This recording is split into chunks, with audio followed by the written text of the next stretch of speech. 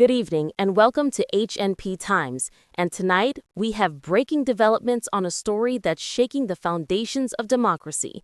Stay tuned for our top story. Our lead story tonight: just hours after a heated rally in Washington, D.C., former President Donald Trump was confronted with impeachment papers by the House of Representatives.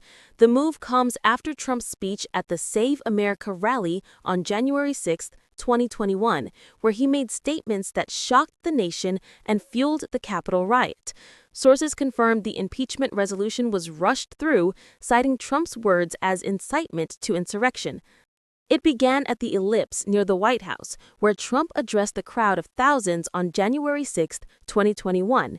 In a speech lasting over an hour, Trump repeated false claims of election fraud and urged supporters to march to the Capitol.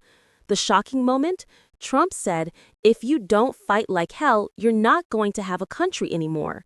Critics argue this directly incited the violence that followed, as rioters stormed the Capitol, leading to 5 deaths and widespread chaos.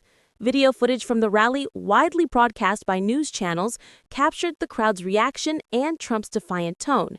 This wasn't just rhetoric. Trump's words echoed his earlier calls to stop the steal, which legal experts say crossed into dangerous territory.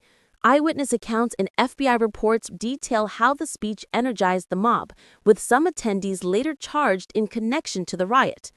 Within hours, the fallout was swift. By evening, the House impeached Trump for a second time, with 232 votes in favor. 10 Republicans joined Democrats. The articles of impeachment accused him of incitement of insurrection, directly tying to his rally speech.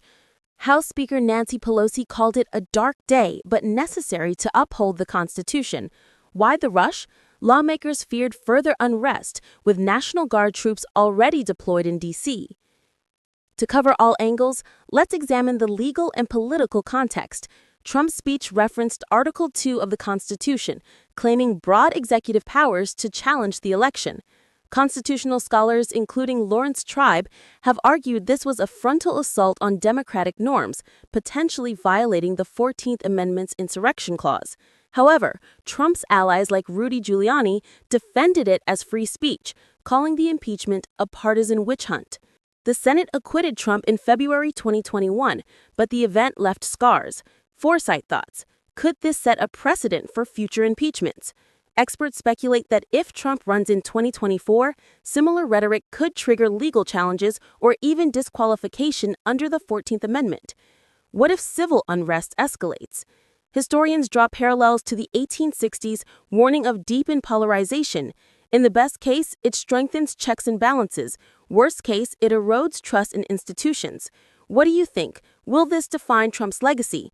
Share your foresight in the comments. Broader implications are vast. Economically, markets fluctuated amid uncertainty, with the S&P 500 dipping 1% that week. Socially, the riot sparked global protests and domestic reckonings on extremism. Internationally, allies expressed concern. UK Prime Minister Boris Johnson condemned the violence as a disgrace. Trump's base rallied, boosting his influence, while opponents called for accountability.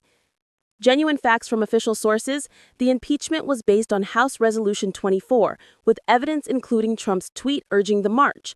No Michigan rally fits this timeline. The event was in D.C., as confirmed by congressional records.